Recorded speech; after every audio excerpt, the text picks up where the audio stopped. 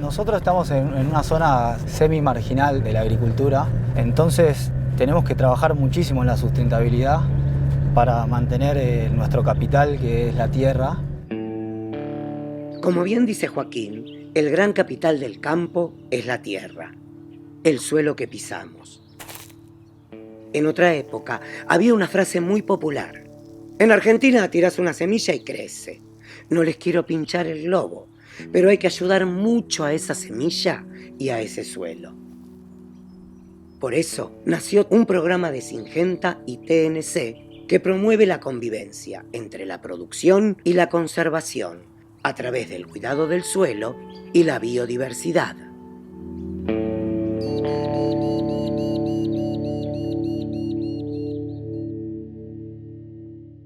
La producción requiere de mantener sectores del Chaco sin tocar, que esos ambientes puedan proveer bienes y servicios ecosistémicos que son fundamentales para la producción: suelos sanos, carbono en suelo, biodiversidad. Todos los insectos, microorganismos, materia orgánica hace que genere estructura en el suelo, que genere porosidad. Y todo eso hace a la fertilidad, a mayor infiltración. Y bueno, creo que con siembra directa se logra eso. Uno de los ejes del programa en el Gran Chaco es la implementación de sistemas agrícolas sanos. Esto va de la mano con las buenas prácticas agrícolas.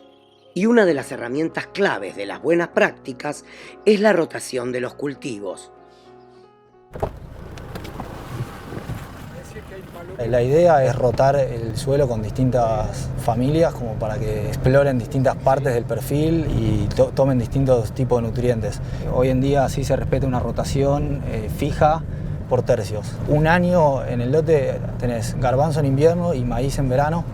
Después el lote queda en descanso en invierno después del maíz y va a algodón en el verano. Y al año siguiente es trigo-soja. Rotamos el 50% de nuestra superficie entre soja y maíz, es decir, aquellos lotes que el año anterior fueron a maíz, este año van a soja, para lograr mantener un equilibrio en la producción y evitar problemas de maleza y de incidencias de plagas y enfermedades que son las que generalmente nos afectan en el cultivo. Principalmente lo que hacemos es rotación 50% soja, 50% maíz. La idea nuestra es tratar de conservar de la mejor manera posible el suelo y de esa forma generamos cobertura. A la rotación habitual, en los últimos años se sumó el cultivo de cobertura o transición.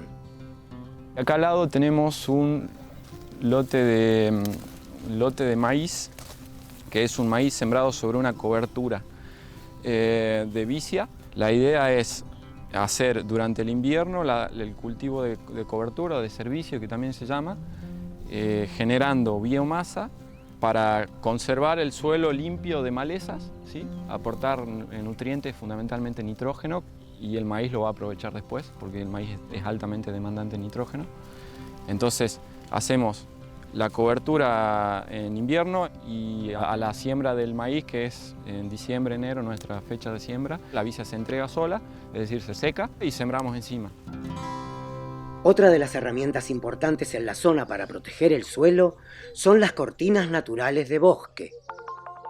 En estas zonas es muy común el uso de cortinas de monte que sirven como refugio para la fauna autóctona, para enemigos naturales que controlan insectos que son plagas para los cultivos, y de esa manera lo que buscamos es convivir con las distintas plagas, con los distintos animales que son parte del entorno de la finca, sin que se genere un daño ecológico a la zona.